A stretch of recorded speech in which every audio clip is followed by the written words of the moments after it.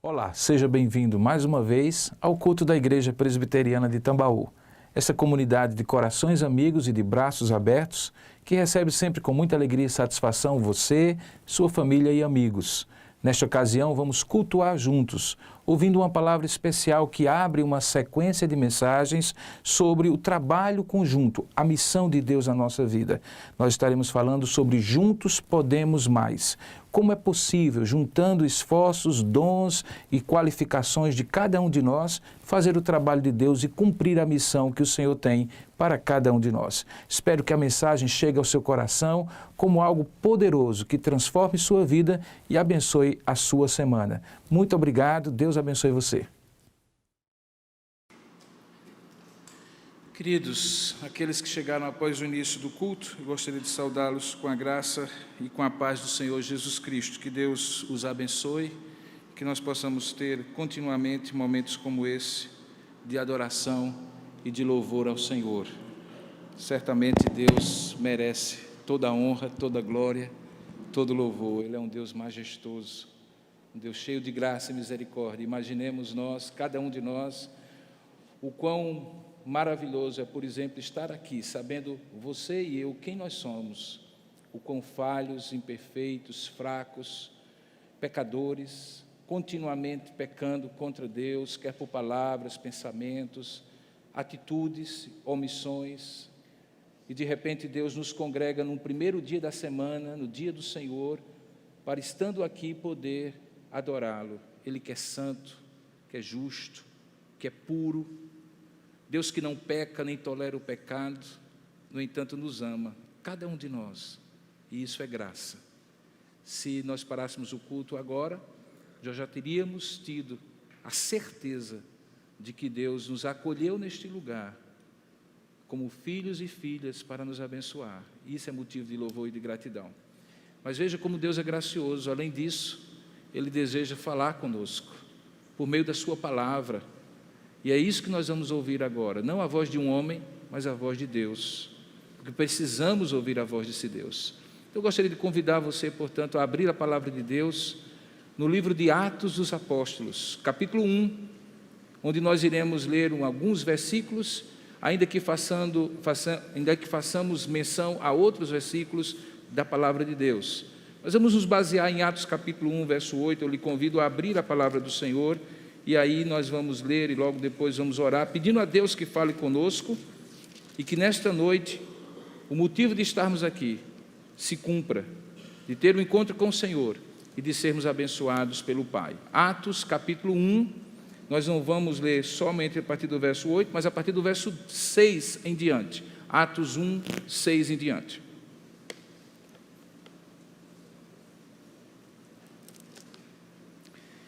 Veja o que diz a palavra de Deus, é o último momento de Jesus com os seus discípulos, naquele momento final chamado a ascensão, quando Jesus sobe aos céus.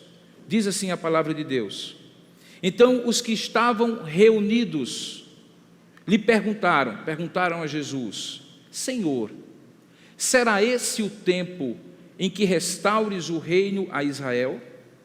Respondeu-lhes Jesus: não vos compete conhecer tempos ou épocas que o Pai reservou pela sua exclusiva autoridade, mas recebereis poder ao descer sobre vós o Espírito Santo, e sereis minhas testemunhas, tanto em Jerusalém, como em toda a Judeia, Samaria e até aos confins da terra. Ditas essas palavras, foi Jesus elevado às alturas, à vista deles, e uma nuvem o encobriu dos seus olhos.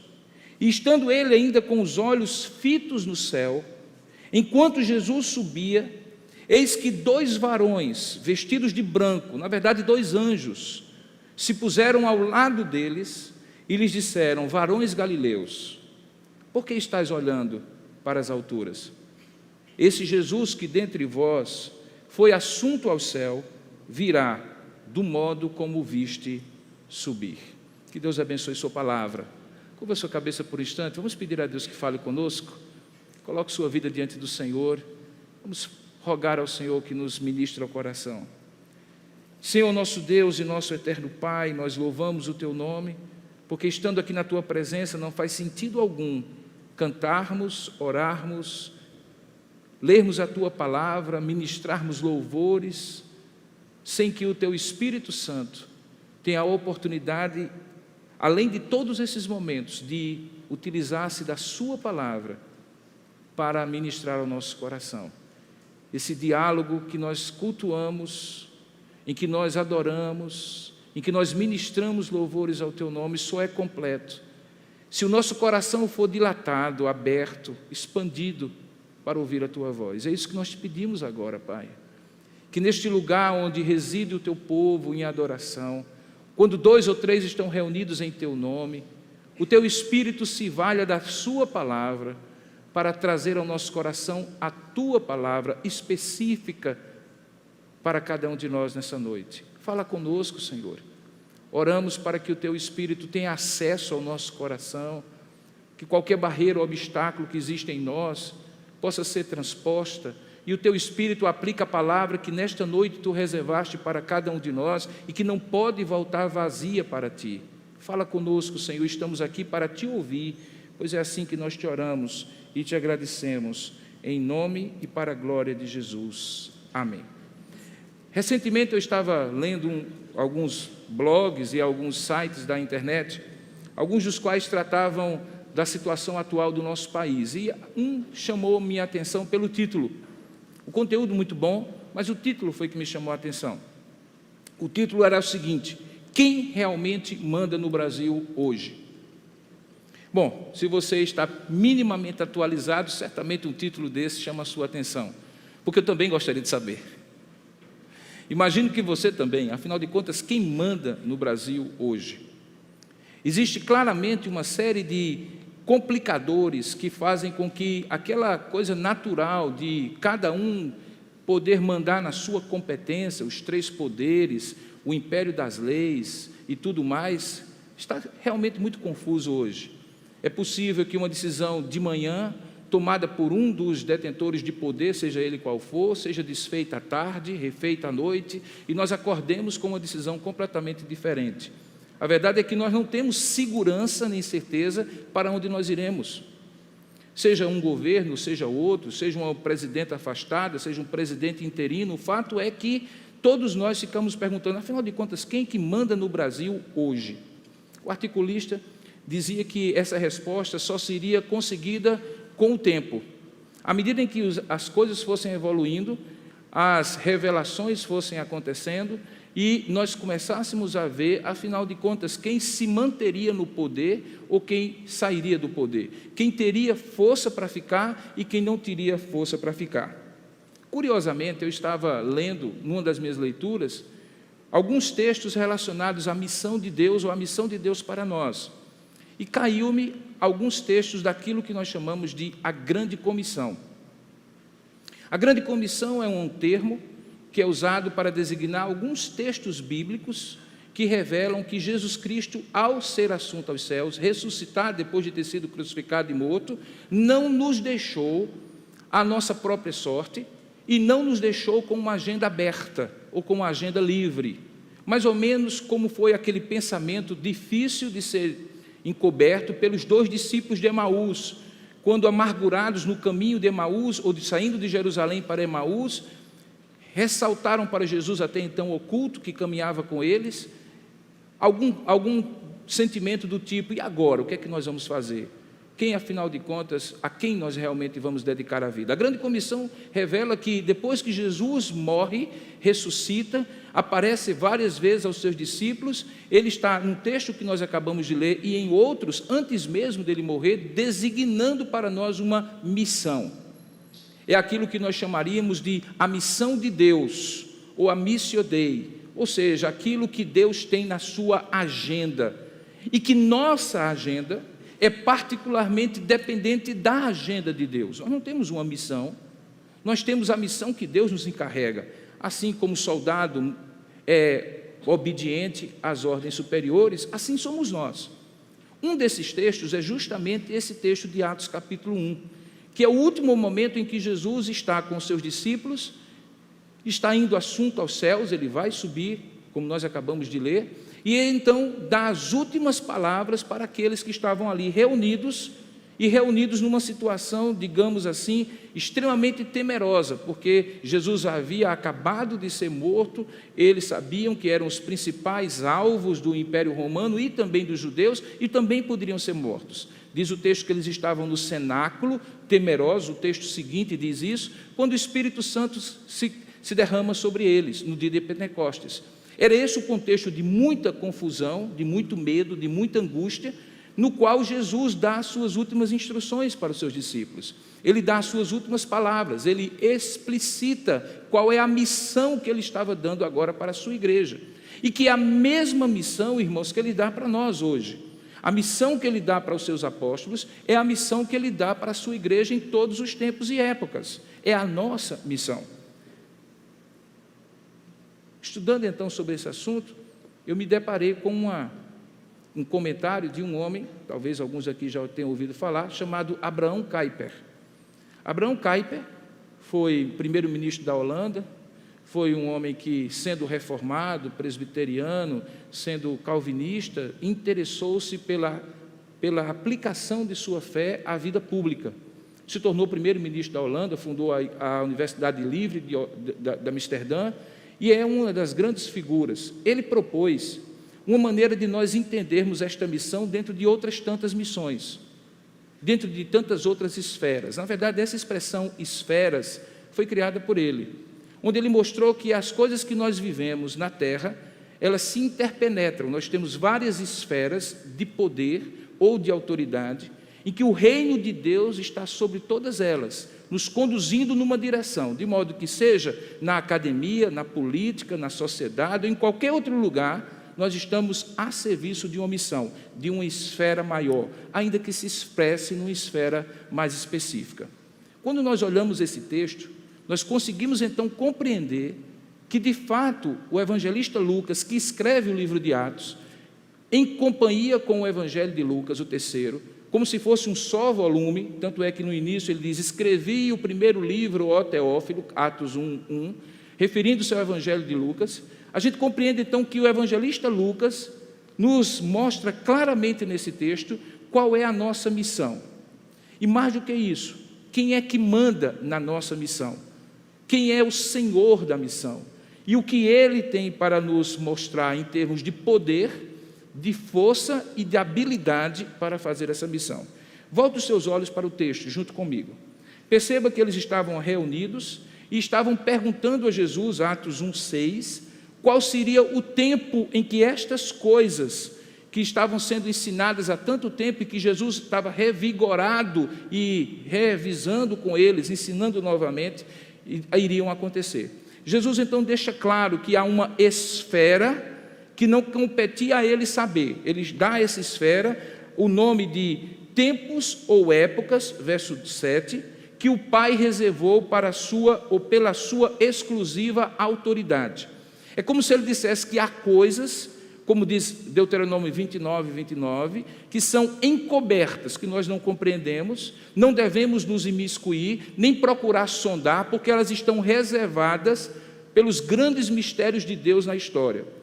Esse momento em que nós estamos vivendo no nosso país, creio eu, tem muito mais interrogações para nós do que para Deus, que não se surpreende com nada. Deus está no perfeito controle, tempos e épocas exclusivas pela sua autoridade, Ele está dominando e controlando todas as coisas. Sobre estas coisas, diz o texto que nós não deveríamos nos imiscuir, assim como os discípulos não deveriam se imiscuir, no sentido de querer primeiro saber o que Deus vai fazer para depois nos posicionar diante do que Ele vai fazer. Cabe a Deus fazer o que a Deus cabe, por isso Ele diz: não vos compete conhecer tempos ou épocas, ou seja, a jurisdição, a competência não nos pertence a Deus, mas há coisas que a nós pertencem. Exatamente como diz Deuteronômio 29, as coisas encobertas pertencem a Deus, mas há aquelas que são reveladas a nós. É como se ele estivesse falando realmente de esferas, umas que pertencem a Deus, a sua exclusiva autoridade e controle. A palavra que é usada aqui é a palavra exousia, que significa autoridade ou competência, e outras que competem a nós, que dizem respeito a nós.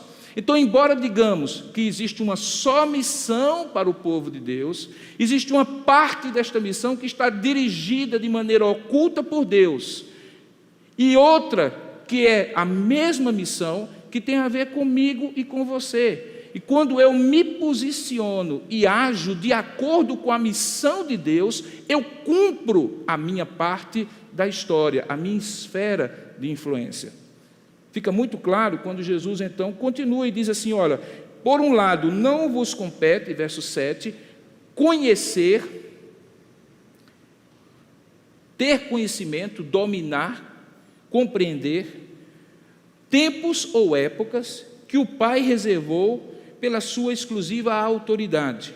Mas, e aí cabe a nós, receber aquilo que Ele está dizendo que é nossa competência, nossa autoridade, nosso poder, nossa habilidade dada por Ele. Mas recebereis poder, e aí ele usa uma outra palavra, que não é exousia, é a palavra dinamis, a palavra poder no sentido mais bruto da palavra, ou seja, aquilo que é força absoluta, e não apenas uma autoridade de fazer segundo a competência, mas recebereis poder ao descer sobre vós o Espírito Santo. E como consequência, vocês serão minhas testemunhas.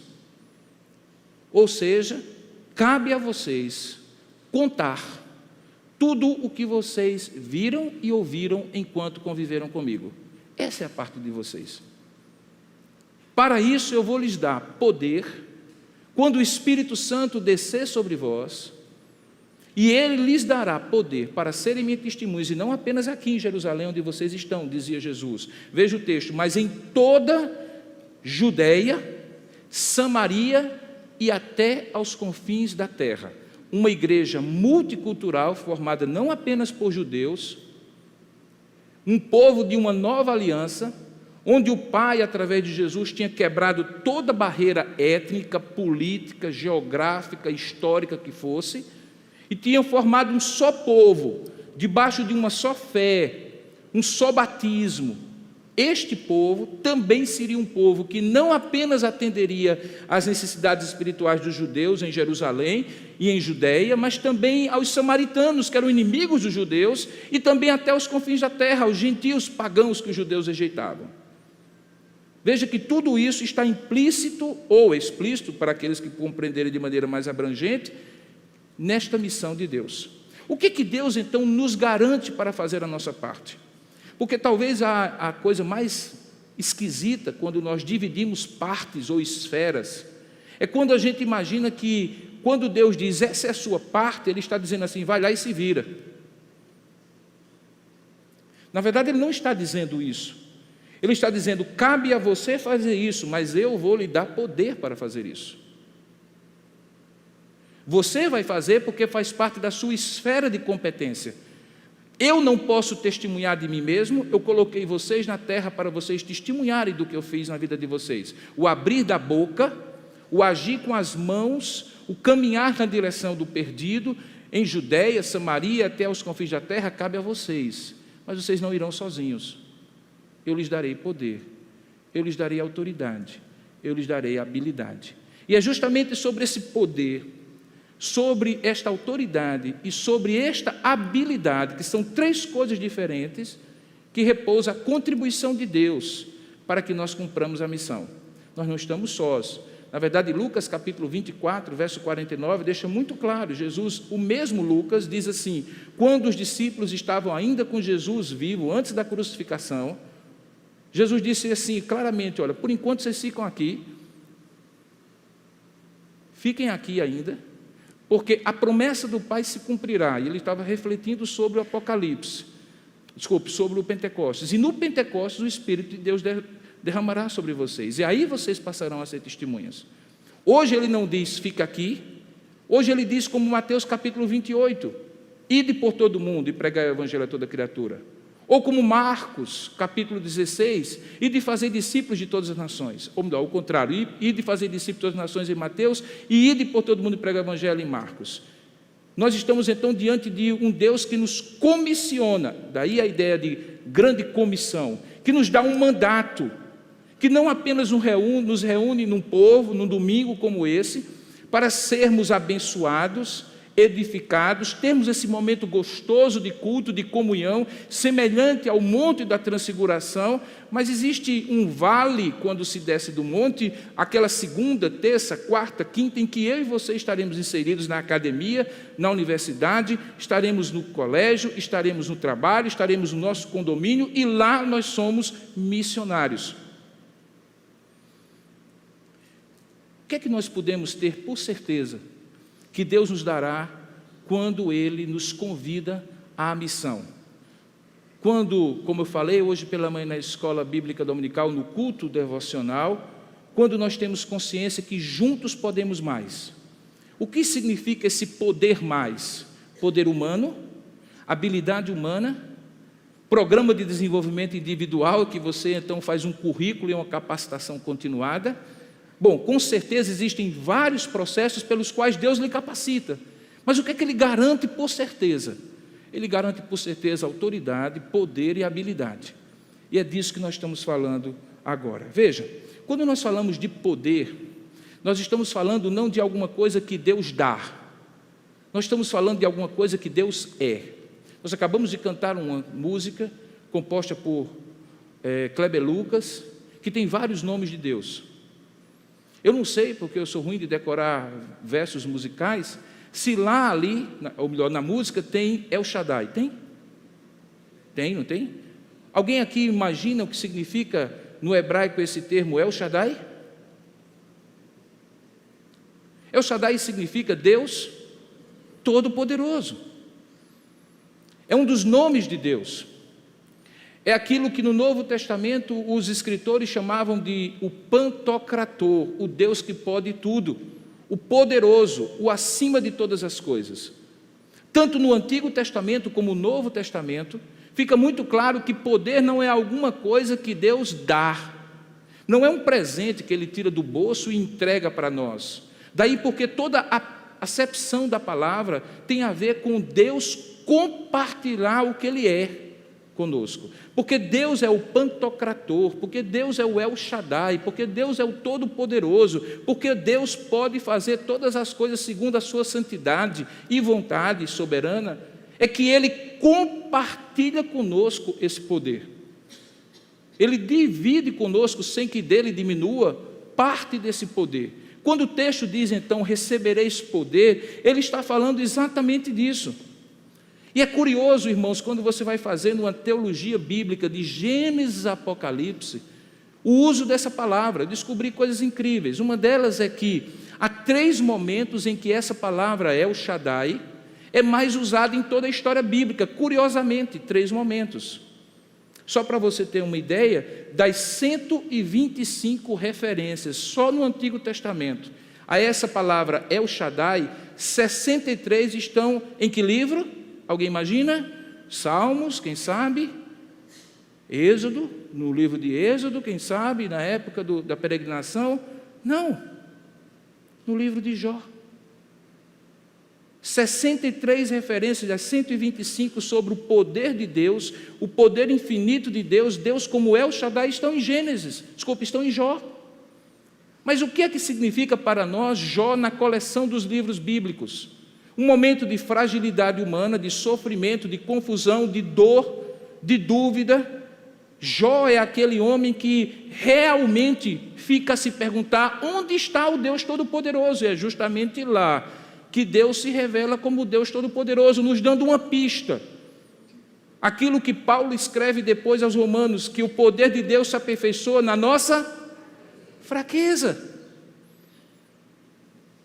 Na verdade, se nós fôssemos fazer aqui um exame bem detalhado, nós vamos descobrir que quando nós traçamos o perfil de Deus, do poder de Deus no Antigo Testamento, nós podemos encontrar em 3 momentos diferentes, curiosamente 3 momentos marcantes, o poder de Deus. Na criação, no livro de Gênesis, em Jó quando nós encontramos Deus aperfeiçoando-se na fraqueza de Jó, e curiosamente no livro de Apocalipse. Nas minhas pesquisas eu descobri, por exemplo, que você encontra de todas as 125 vezes que a palavra poder de Deus, ou todo o poder de Deus, seja no grego, no Novo Testamento, no hebraico, no Antigo Testamento, você encontra 12 vezes no ato da criação de todas as coisas. Você encontra 63 vezes, como eu citei, no meio do sofrimento de Jó. E você encontra 18 vezes na redenção final do Apocalipse. E aqui você pode ver claramente, criação, queda e redenção. Deus está presente quando cria, Deus está presente apesar da queda do homem, e Deus está presente quando redimirá todas as coisas. Portanto, o poder de Deus não é alguma coisa acessória, a chave de um carro que Deus diz, tome e faça a missão. O poder de Deus é alguma coisa que emana do próprio Deus, na medida em que com Ele temos comunhão, e era isso que ele estava falando: recebereis poder, preocupai-vos com a esfera de vocês a serem minhas testemunhas, e essas minhas testemunhas comunicarão aquilo que ouviram, comunicarão aquilo que viram, segundo o poder de Deus, que é a capacidade de fazer aquilo que vocês não podem fazer por si mesmos, assim como a criação, que foi eu que fiz, assim como a libertação do sofrimento de Jó, no meio da queda e da dor dele, que fui eu que fiz, assim como a redenção final, quando eu chamarei o feito à ordem, e todas as coisas serão restauradas, novo céu e nova terra. Enquanto isso, sejam minhas testemunhas. Recebereis poder para fazer isso. Em outras palavras, eles receberam a capacidade de fazer, irmãos. Eles foram plenamente fortalecidos, eles tiveram as condições, a capacidade e a força para fazer. Se você olha estes homens antes do dia de Pentecostes e olha estes homens depois do dia de Pentecostes, a descida do Espírito Santo modifica completamente. Esses homens estavam numa salinha pequena, no cenáculo, onde haviam provavelmente ceado a última ceia com Jesus, com medo, com as portas fechadas, com medo de serem mortos. O Espírito Santo desce naquele lugar, vocês conhecem a narrativa, aparecem línguas como de fogo, eles começam a falar em línguas que eles não conheciam, a multidão ao seu redor, formada por gentios e por prosélitos, simpatizantes do judaísmo de todos os lugares, começam a ouvir, acham que eles estavam bêbados, eram 9 horas da manhã, e aí Pedro diz, para, não é isso não, ninguém aqui está bêbado, ninguém aqui tomou vinho, ninguém aqui é assim, nós somos o cumprimento de uma profecia que está em Joel capítulo 2, do verso 28 a 32, que diz que a promessa do Pai é que Ele derramará o seu Espírito sobre toda a carne, e esse derramará o seu Espírito sobre toda a carne, dizia Pedro no seu sermão do Pentecostes, é o que está acontecendo agora, e é justamente o que está acontecendo agora que vai fazer com que vocês tenham poder, capacidade de fazer. Portanto, nós não estamos numa missão por nossa conta, irmãos. Hoje eu recebi uma mensagem no WhatsApp, uma pessoa dizendo assim, você teria como me ajudar? Eu estou compartilhando da minha fé todos os dias, e Deus está fazendo uma coisa maravilhosa, porque praticamente todos os dias eu tenho visto pessoas na minha frente, como eu nunca tinha visto antes, entregando sua vida a Jesus Cristo. Só que eles fazem perguntas difíceis. Você tem algum livro que possa me ajudar a responder a esse tipo de pergunta? E aí fez a pergunta. Mas o que eu acho interessante é que a pessoa, movida pelo Espírito de Deus, mesmo não tendo todo o conhecimento teológico do mundo, simplesmente começou a testemunhar todos os dias o que Deus tinha feito e estava fazendo na vida dela. E o que Deus proporcionou? Poder. E por que poder? Porque o Evangelho é o poder de Deus para a salvação de todo aquele que crê. Ninguém teria se convertido nas experiências que ela narrava se não fosse pelo poder de Deus. Este poder também é a capacidade sobrenatural que Deus compartilha conosco de fazer aquilo que é impossível, dar a resposta que nem sabemos. O texto sagrado diz que quando nós formos levados diante dos poderosos e nos tribunais, não devemos temer, porque o Senhor colocará nos nossos lábios, no nosso pensamento, no nosso refletir, as palavras certas. Poder, capacidade de falar o que nós nem sequer temos domínio completo, porque simplesmente estaremos sendo movidos pelo poder de Deus. Mas ao mesmo tempo que Ele nos dá poder, capacidade de fazer, Ele nos dá direito de fazer. Ele nos dá jurisdição, Ele nos dá competência, Ele nos dá uma esfera. Ele diz assim: você está autorizado a fazer. É nesse sentido que ele usa a palavra autoridade. Não nesse texto, mas num outro texto semelhante a esse, que foi o que eu citei, de Mateus capítulo 28. Lembra como é que começa lá? Mateus 28, 18 a 20. Jesus diz assim: toda autoridade me foi dada nos céus e na terra, e a palavra que ele usa não é poder, é autoridade mesmo, é exousia, como eu mencionei, competência, jurisdição. Você tem a jurisdição, a competência de fazer isso. Toda autoridade me foi dada nos céus e na terra. E aí, como consequência, no verso 19, ele diz: portanto, ide, fazei discípulos de todas as nações, batizando-os em nome do Pai, do Filho e do Espírito Santo. Em outras palavras, nós não apenas temos a capacidade dada pelo poder de Deus de fazer, mas temos a autoridade de fazer. Nós não estamos dizendo que quem mandamos ou quem manda somos nós, mas nós estamos dizendo que quem manda nos autorizou a fazer. É um poder delegado. O Deus Todo-Poderoso delega a nós, nos dá um mandato de testemunhar, nos dá uma capacidade sobrenatural, mas também uma competência de fazê-lo. Por isso nós não podemos retroceder.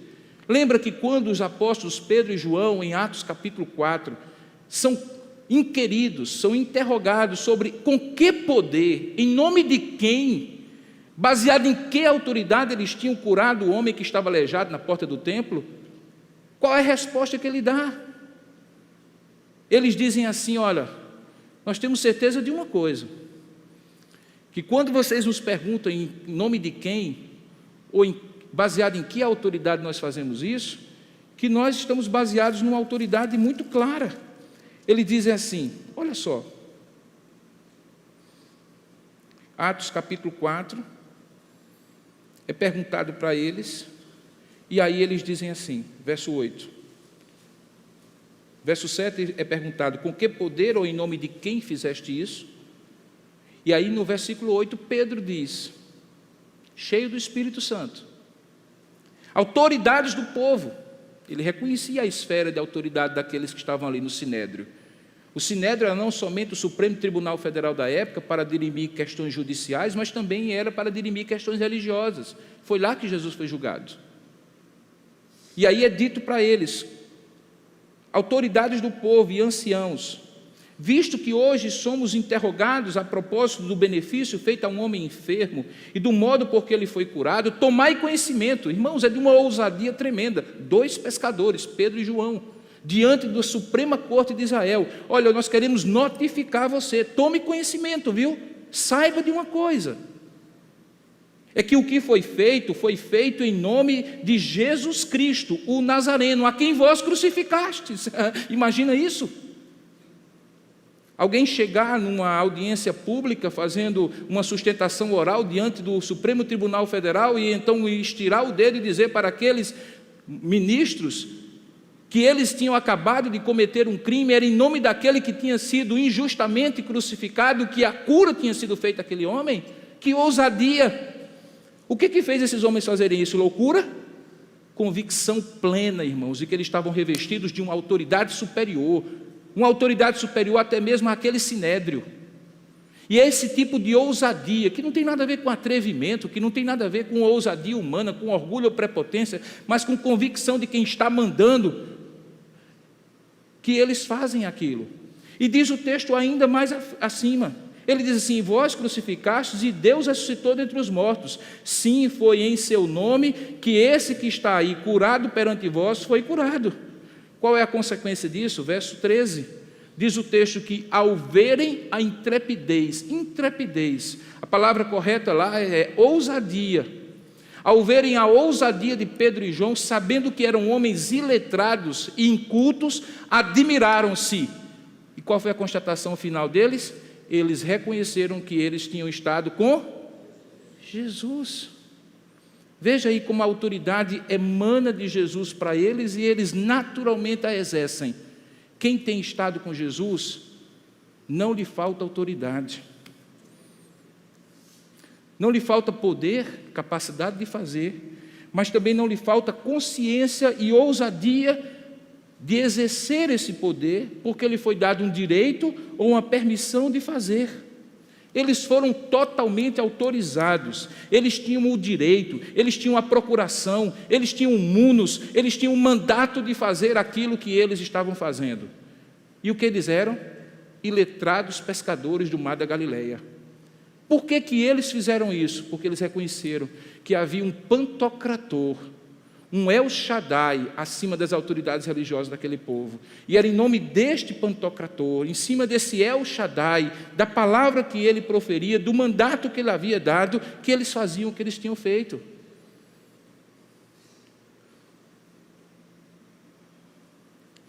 Eles eram apóstolos, enviados, embaixadores, com uma autoridade, com uma carta de concessão, com um mandato da autoridade suprema. Daí porque eles tinham poder, daí porque eles tinham autoridade.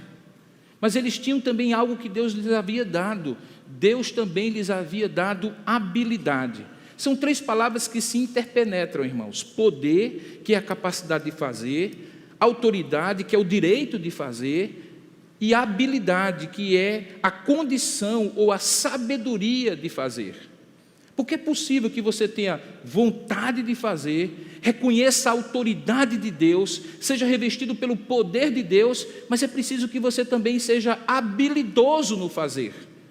Quando eu olho os grandes discursos, as grandes confrontações de homens como Pedro, como João, como o próprio Paulo, diante de poderosos que poderiam fazer assim, e matá-los, poderiam fazer assim e encarcerá-los, porque tinham autoridade humana. Quando eu vejo a argumentação, não é uma argumentação burra, não é uma argumentação tola, idiota, não é simplesmente um repetir de versículos, mas uma argumentação lógica em que eles eram levados a se convencer de determinada coisa pela sabedoria que Deus dava a estes homens.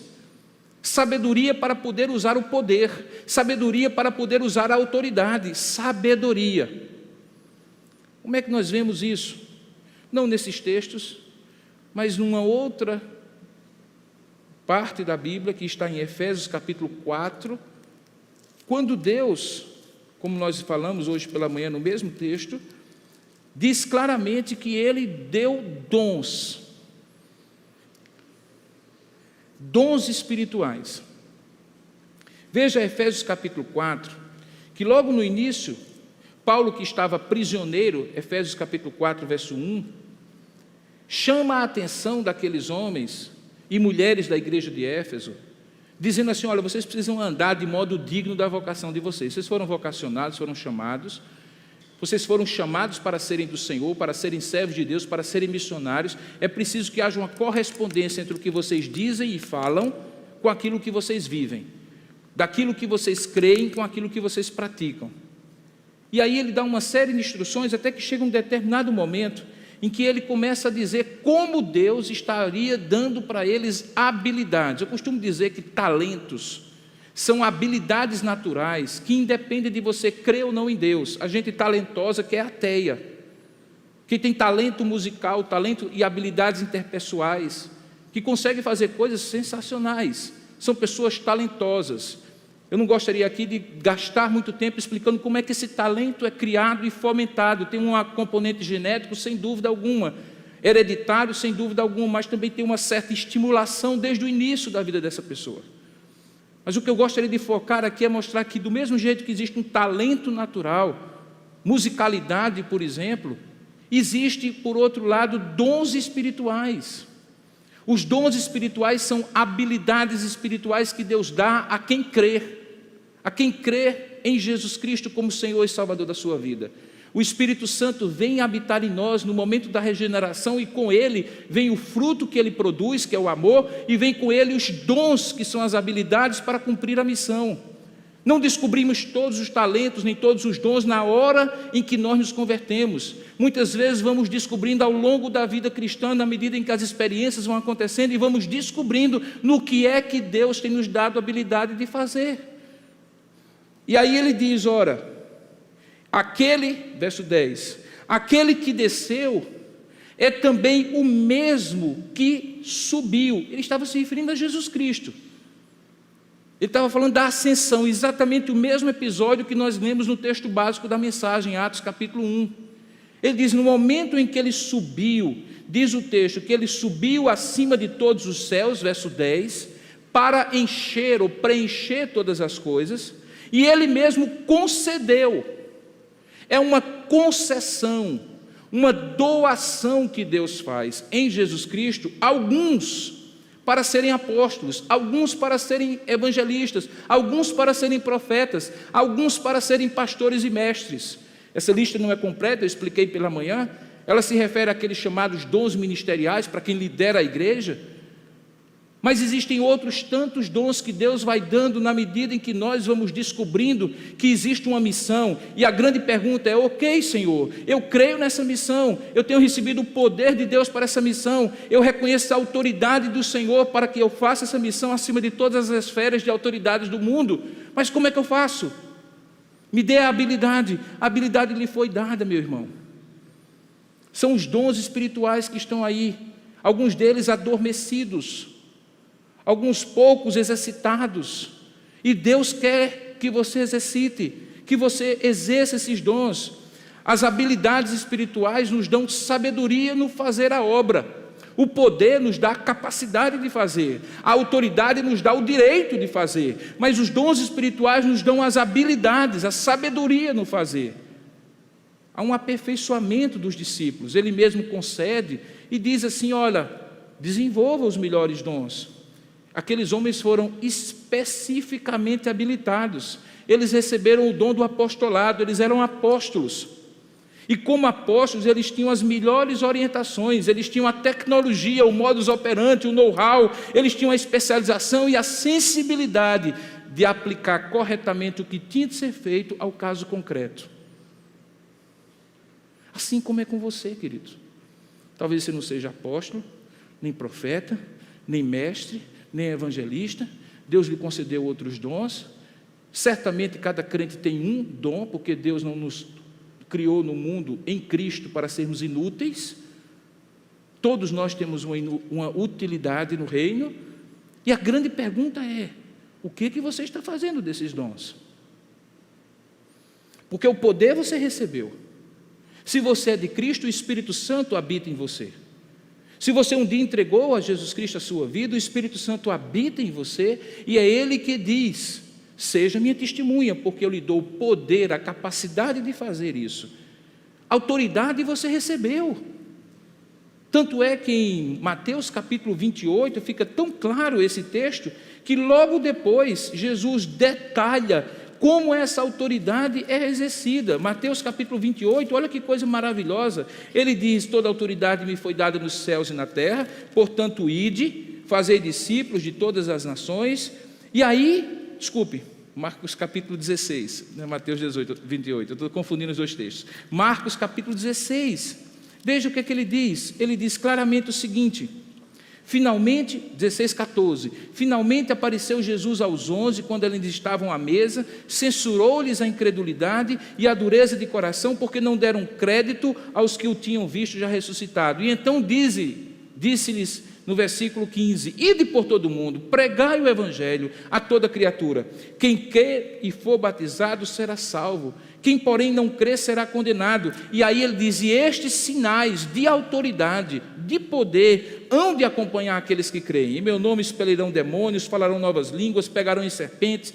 se alguma coisa mortífera beberem não lhes fará mal, e se impuserem as mãos sobre os enfermos, eles ficarão curados. Que sinais são esses? Sinais de poder pessoal? Não, sinais do poder de Deus na vida dele, por meio deles e apesar deles. Eu não quero fazer aqui uma pregação que estimule você a se acreditar um super-homem, um super-poderoso. Pelo contrário, eu quero que você compreenda que se Jó, no meio da sua dor e do seu sofrimento, viu revelado o poder de Deus que exercia na sua fraqueza, independente de quem você é, com a força que você pensa ter ou não ter, se você é de Cristo, você recebeu poder, se você recebeu autoridade, você recebeu habilidade para ser testemunha. na esfera que você está, querido. Eu costumo dizer, há lugares em que você está em que eu não posso entrar. Quem é que vai ser testemunha no lugar onde você está? Eu. Mas eu não consigo nem entrar lá, no meio dos seus amigos, da sua classe social, ou, quem sabe, da sua profissão, do seu agrupamento profissional. No lugar onde você habita, você é testemunha. Deus não se dá por omisso, Ele coloca cada um de nós num lugar para ser testemunhado no lugar onde nós estamos. É você, é com você que Ele conta. Então, quando estamos refletindo nessas verdades, de que Deus nos deu poder, que Deus nos deu autoridade, que Deus nos deu habilidade, que Ele concede para nós a capacidade de fazer, que Ele nos dá a autoridade a fazer, que Ele nos dá a habilidade fazendo, então nós começamos a pensar o que é que nós poderemos sair daqui decididos a fazer. Porque, irmãos, eu quero ser muito sincero com os irmãos. Uma das coisas mais perniciosas que a Bíblia Sagrada exorta mais contra ela é a nossa passividade, omissão, irresponsabilidade ou desobediência com aquilo que nós sabemos. Existe um agravo naquilo que nós sabemos, é que nós somos eternamente responsáveis por aquilo que temos consciência.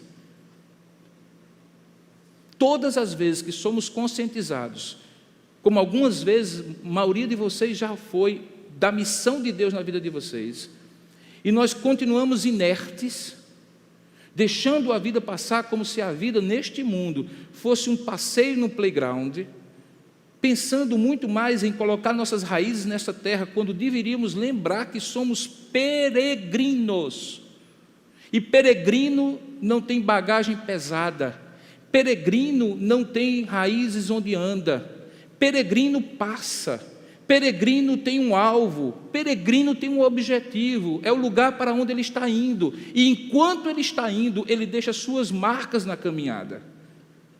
É disso que eu estou falando com você, para que você então não saia mais uma vez dizendo assim, que mensagem bonita, ou como o pastor Robson fala bem, e nada aconteça na sua vida. Deixa eu lhe dizer, 3 atitudes, 3 agrupamentos de atitudes que você tem que fazer.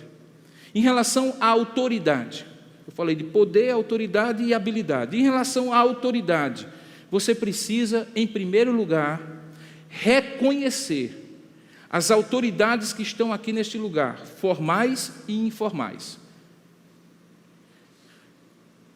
Reconhecer a autoridade é entender que é possível que para você exercer o seu mandato, você esteja debaixo da autoridade de alguém. Na verdade, só existe um que não tem ninguém a quem responder em termos de autoridade.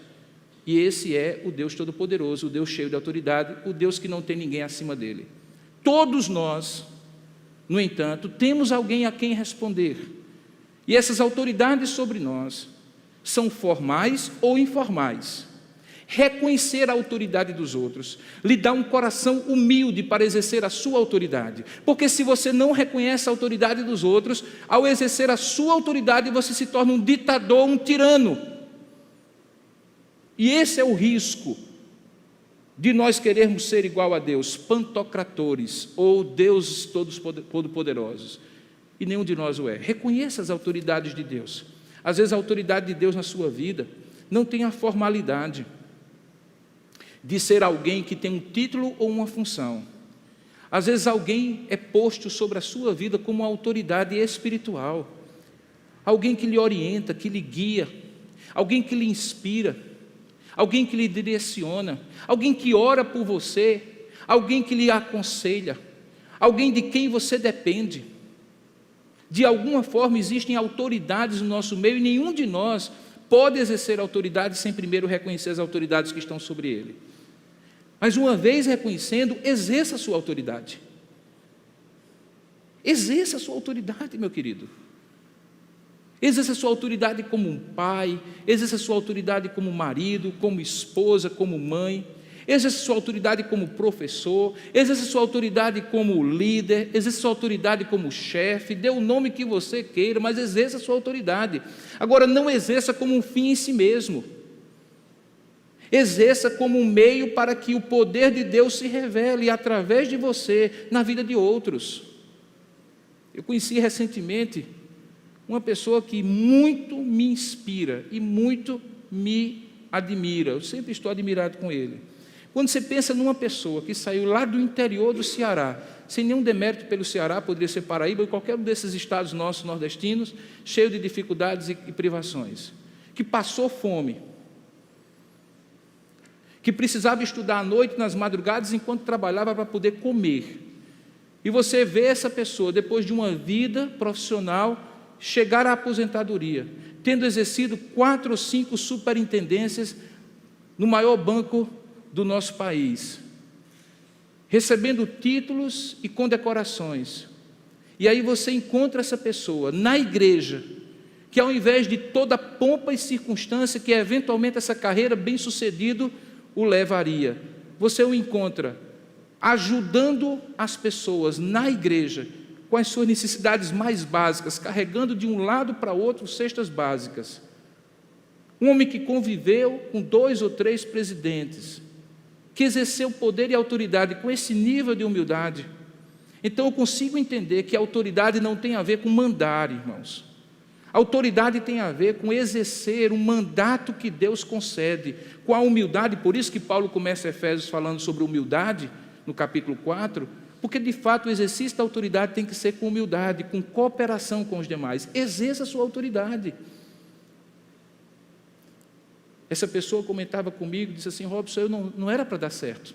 Eu sou feio, cabeça deste tamanho, olhos esbugalhados, perna fina, português complicado, com deficiências na minha formação profissional. E aí eu me via no meio daqueles sujeitos empalotados de Brasília. E então alguém dizia para mim assim: olha, Ceará, porque não é assim que as pessoas começam a dizer, Paraíba ou o Ceará. Ceará é sabido, ele come pelas beiradas, se faz amigo de todo mundo, e quando vê, numa reunião com todos os superintendentes, diante dos diretores do banco, a quem os diretores se reportam como líder natural daquele grupo? A Ceará, o cabeção, o olhudo. Você percebe do que eu estou falando? É a capacidade de alguém exercer autoridade sem medo, mas não aquela autoridade imposta, autoridade conquistada a partir de uma consciência. Deus me deu essa autoridade. Se é verdade isso, irmãos, do ponto de vista natural, profissional, é verdade do ponto de vista espiritual. Você não precisa ser o eloquente, o capaz, humanamente falando, para exercer a autoridade, porque a autoridade já lhe foi dada. Exerça com ousadia. Em relação ao poder de Deus, é preciso que você então busque esse poder de Deus para crer, para viver e para servir, numa vida esvaziada de glória e força próprias, mas completamente dedicada a manifestar o poder que se aperfeiçoa na sua fraqueza e por isso glorifica a Deus e não aos homens. Poder que é poder mesmo, aponta para Deus. Poder espiritual que é poder espiritual, dá glória a Deus. Quando alguém vê alguém exercendo o poder verdadeiro, poder espiritual, glorifica a Deus ao invés de elogiar o sujeito, porque o sujeito é apenas um canal, é apenas um instrumento. A glória de Deus é desse poder que você precisa, é esse poder que lhe foi dado. Exerça-o, exerça-o, como testemunha de Jesus, exerça-o, busque esse poder, exercite esse poder com confiança, humildade e generosidade. Deus quer lhe usar, meu irmão, Deus quer lhe usar. Em relação às habilidades, é preciso que você identifique essas habilidades na sua vida, na vida dos outros. Eu costumo dizer que uma das coisas mais bonitas nas relações humanas é aquilo que eu chamaria de parcerias. Parcerias são coisas assim que Deus nos dá e que nós encontramos na vida. Gente completa a gente. O casamento é uma parceria. E quando é uma parceria, é abençoado, né? Mas as relações profissionais também são criadas a partir da parceria. E as relações espirituais também. Uma das coisas mais maravilhosas, eu comentava no nosso grupo de WhatsApp do Conselho, é você poder passar um mês fora, como eu tive que passar essas últimas semanas, e a igreja andar normalmente, porque eu tenho 2 parceiros, pastor Tiago, pastor Vandi. O conselho da igreja são parceiros, vocês são parceiros, os servos de Deus que servem são parceiros. Ninguém faz nada sozinho, irmãos. Procure a sua casadinha. Tem gente que vai completar você, não apenas no casamento, mas no exercício das habilidades espirituais que você tem. É preciso, portanto, que você aperfeiçoe essas habilidades que Deus lhe deu e coopere com os outros para aperfeiçoar essas habilidades. Veja, falamos da missão de Deus. Falamos de como essa missão é revestida de poder, de autoridade e de habilidade. Respondemos agora, nesse momento, a pergunta que foi feita em relação ao nosso país. Quem manda no nosso país hoje? Sem dúvida alguma é Deus. Mas enquanto nós ficamos nos preocupando sobre quem manda no país, que nós sabemos que é Deus, a grande pergunta que nós deveríamos fazer, e na minha vida, quem é que manda?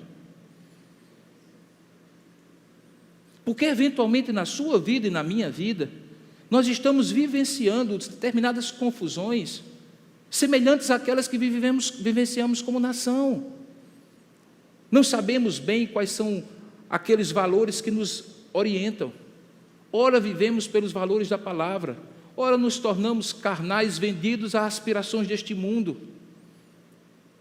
Muitas vezes temos contribuições para dar e não fazemos.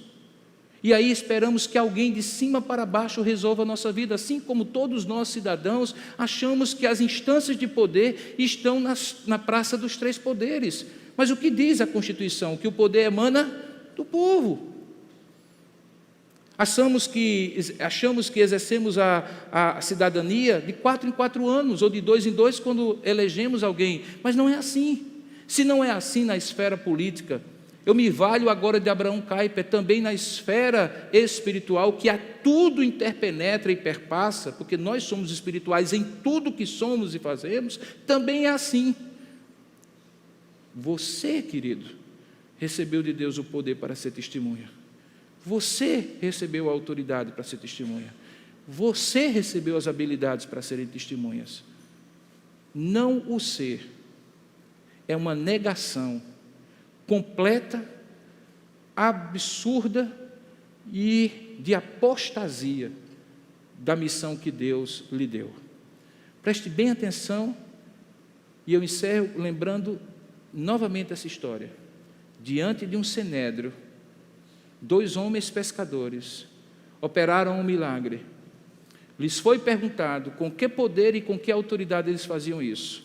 E lhes foi dito que eles faziam isso em nome de Jesus. Eles receberam uma resposta daquelas autoridades religiosas, dizendo que eles deveriam se calar e parar de fazer milagres e de pregar o evangelho do reino de Deus. Às autoridades, eles responderam assim: julgai vós, se convém mais obedecer a Deus do que aos homens.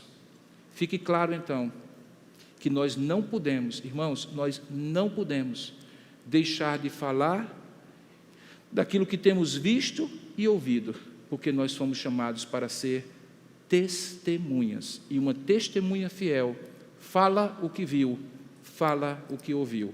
É isso que você é. Deixar de falar, deixar de exercer sua missão, deixar de, em palavras e obras, exercer a missão de Deus na sua vida, é ser uma testemunha infiel, é dizer não à missão, é dizer não ao próprio Deus. Não caiamos nesse erro.